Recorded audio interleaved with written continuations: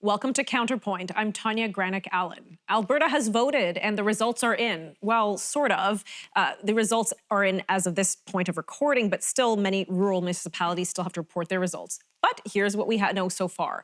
About 60% of Albertans want equalization stripped from the Canadian Constitution. About half and half want daylight savings time adopted all year round, meaning no more adjusting your clocks. And the three new senators elected are Pam Davidson, Erica Barutz, and Mihailo Martiniuk.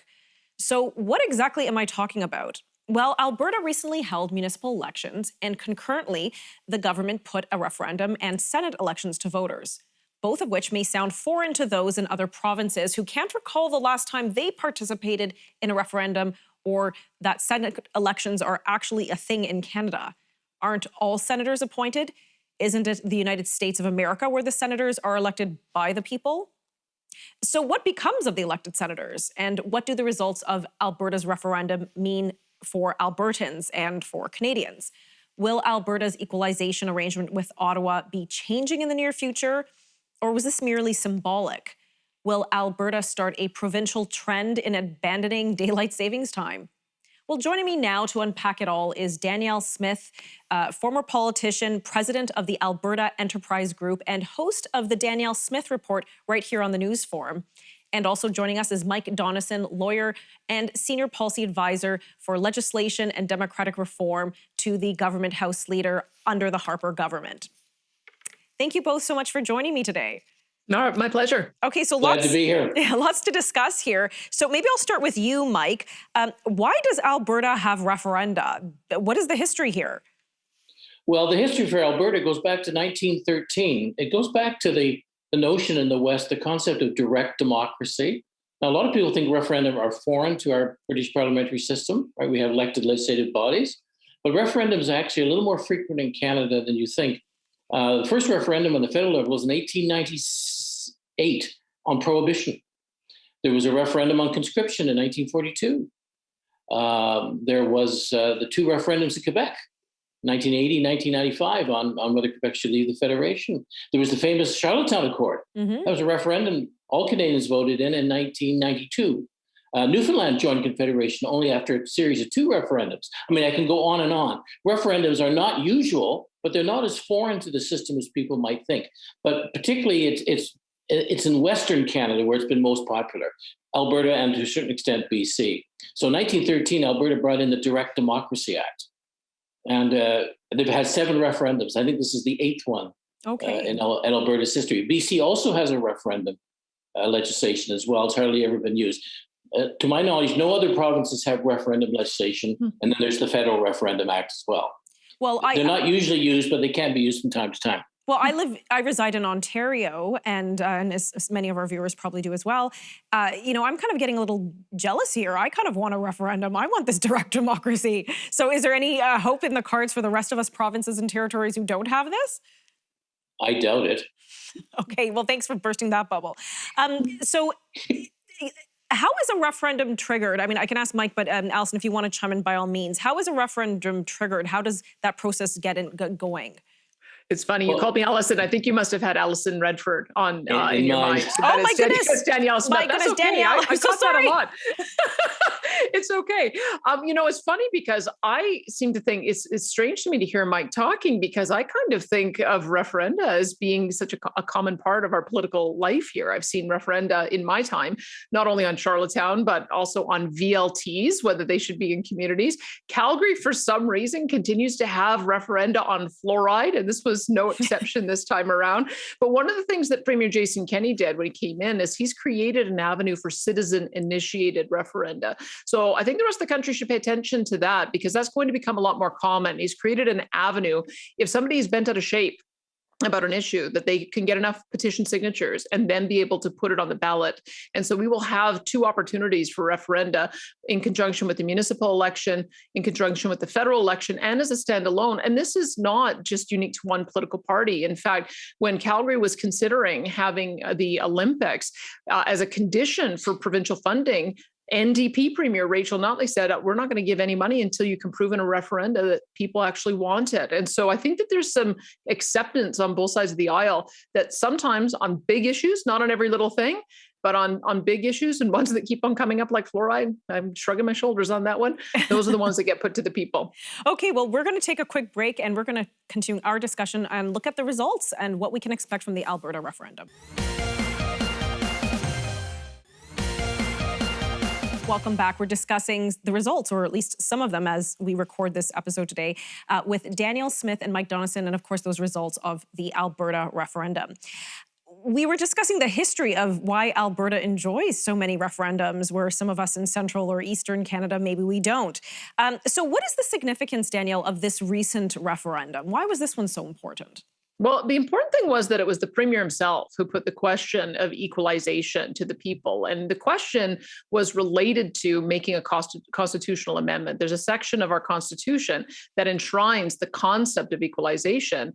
And he asked if Albertans wanted to have that section of the constitution removed. And the majority said yes. And I think it's a significant majority based on some of the early results. This is maybe the complexity of trying to have a provincial referendum at the municipal level, is that you've got over 365 municipalities and you've got to wait for all of them to report. And so we've only got the big ones, but the larger cities seem to suggest that it's 58% in Calgary that say yes, up to 70% in one of our other large size cities, Medicine Hat, that say yes. So it'll be somewhere between, I would expect, 60 and 70% that say yes, we need to get rid of equalization. Now, the significance of this is that it was worded this way for a reason, because we do have a constitutional reference related to the Clarity Act. That was the referendum case in Quebec, where when you do have a question put to the people, and you get a clear majority on a clear question to have a conversation about the Constitution, it obligates the federal government to take it seriously. At least that's what the constitutional scholars have been saying. I guess we'll wait and see whether or not that plays out in practice. Daniel, with respect, the constitutional scholars disagree on that. The majority of them say that's from the secession reference case. That's the Supreme Court of Canada decision. The court said in the case where it's a referendum on the question of a province seceding, but when it's just a referendum on a general constitutional issue, most of the constitutional historians say no. There's no real legal obligation on the federal government, or the other provinces to deal with the premier on this at all. There may be political, pressures that will arise, but this is not legally binding. And there's not even, in my opinion, there's not even a legal duty. It may be political, but there's not a legal duty for Prime Minister Trudeau or any of the premiers to even attempt to negotiate with Kenney, despite this. Now, whether they decide politically it would be wise to at least go through the motions of negotiating, he may succeed in forcing them to at least come to the table. Okay, well, I want to talk about that, because the political optics of this kind of result are obviously very important. But some of our viewers may not be familiar with the term equalization. And I want to kind of step back for a moment.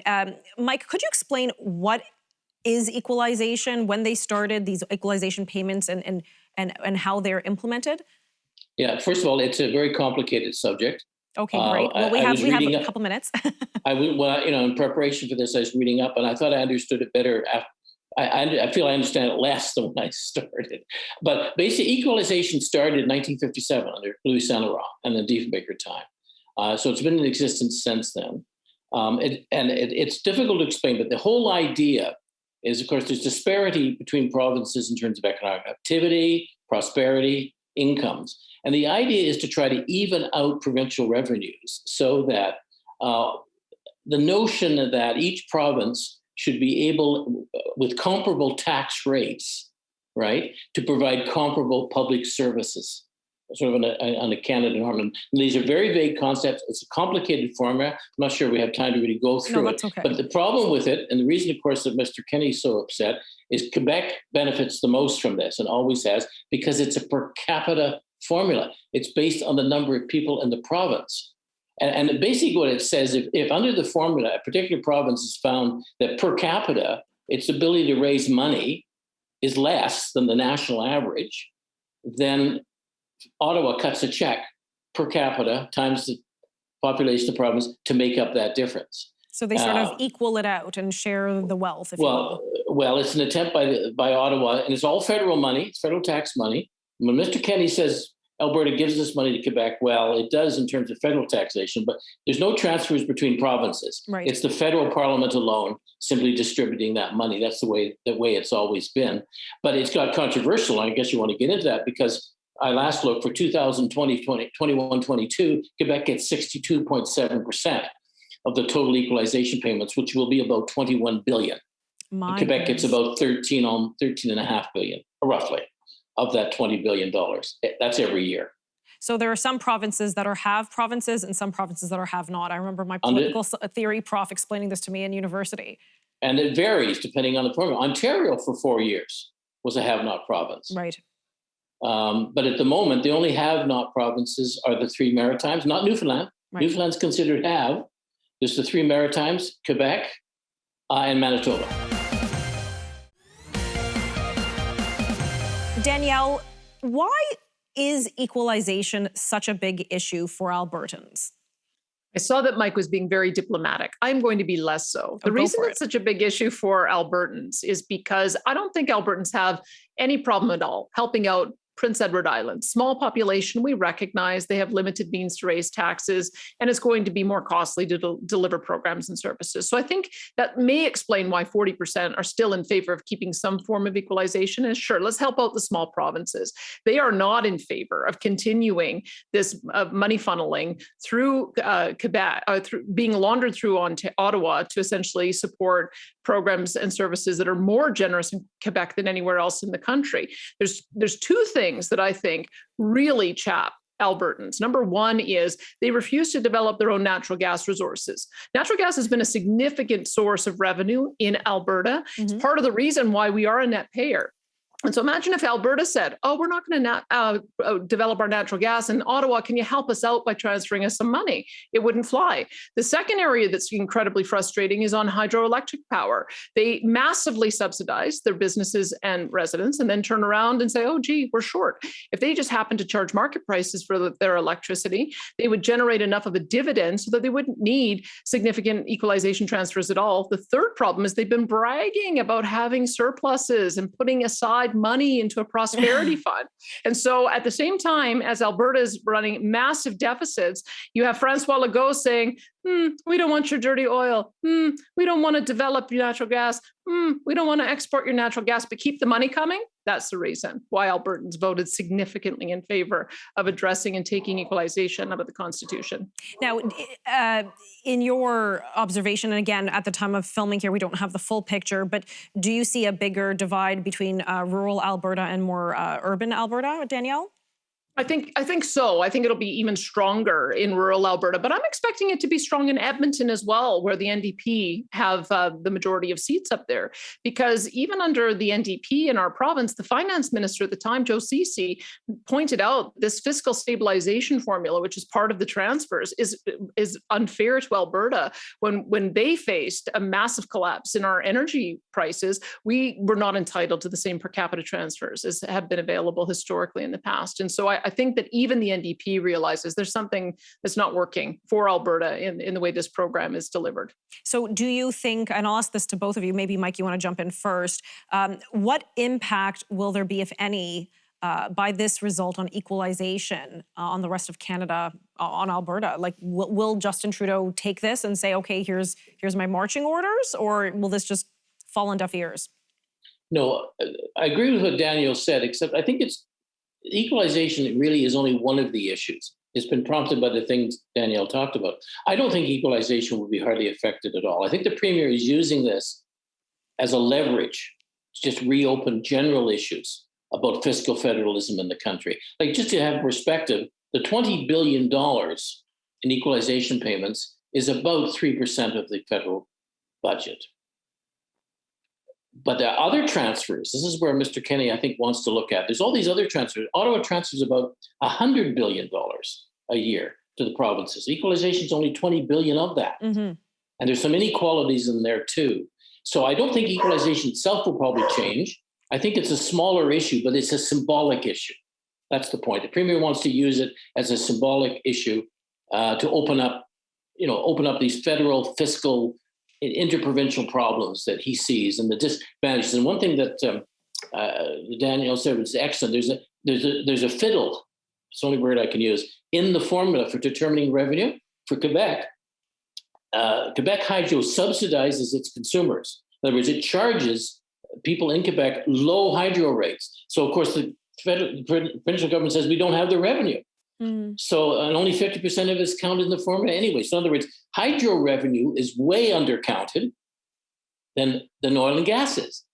And so that really discriminates against Alberta. Okay, I think that's another thing the Premier wants to get that changed, I think. I only have 40 seconds before commercial, but Danielle, is this result symbolic? Will anything be accomplished with this equalization vote?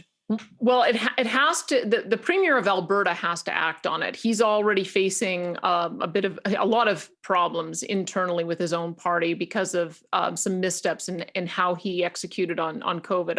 Other premiers managed to navigate that better than he did. But one of the underlying issues that was causing frustration is that he did do a cross-country tour of a panel asking for all the ways in which Alberta could assert itself in Confederation, and he hasn't acted on any of it. And so this would be one that he could act on. He could also look at this as a bit of a indicator that he can move forward on some of the other things, collecting our own provincial income tax, having our own Alberta provincial police force rather than the RCMP, having our own Alberta provincial pension plan, and a few other things.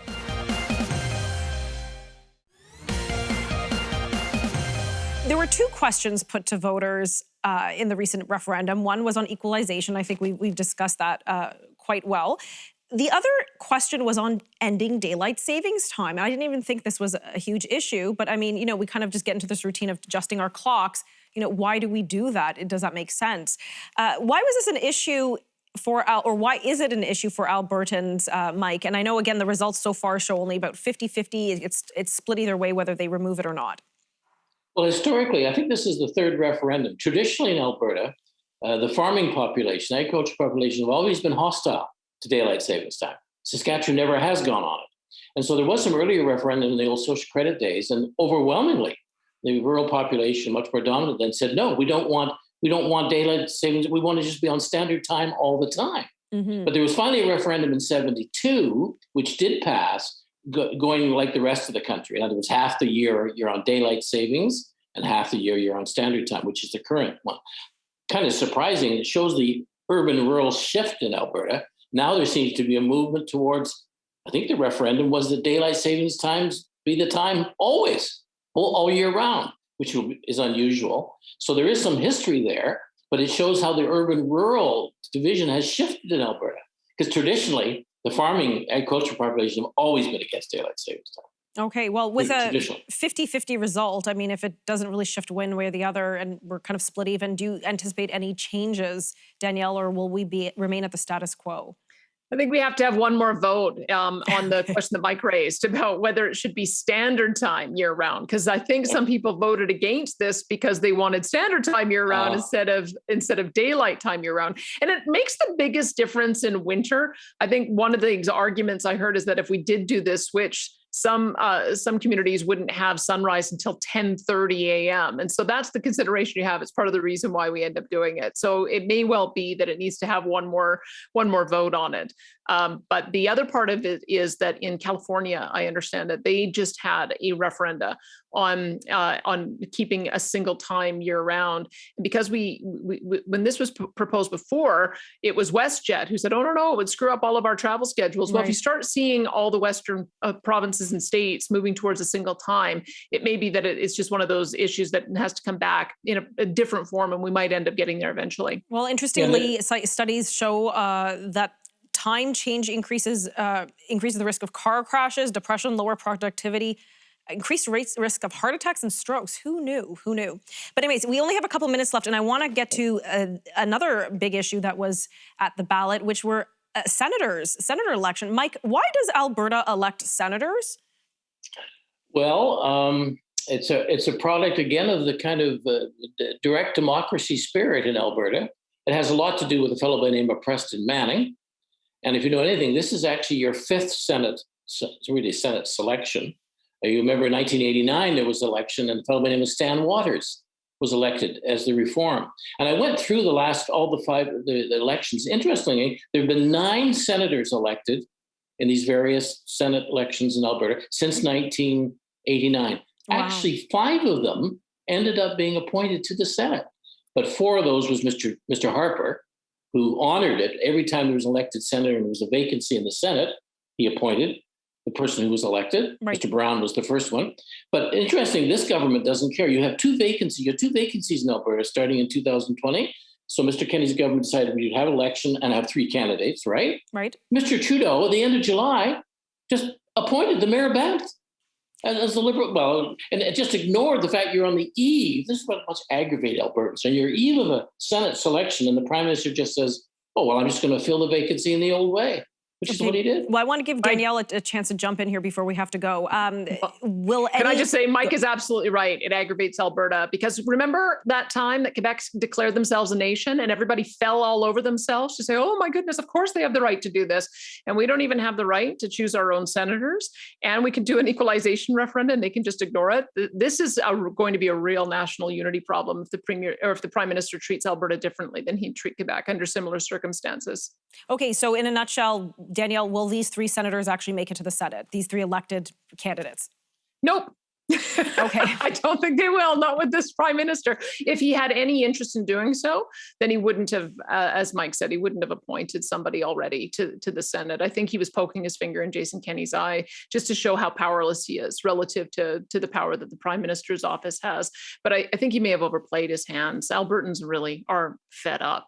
It's one thing to pick on Alberta or kick Alberta when we're up and everybody is making money and there's wealth and we feel we can take care of our own business. But kicking Alberta when it's down and trying to stand in the way of its wealth creation and then adding the insult to the injury is going to create a major national unity problem. Okay, and on that note, I've got to let you go. Thank you both so much for joining me.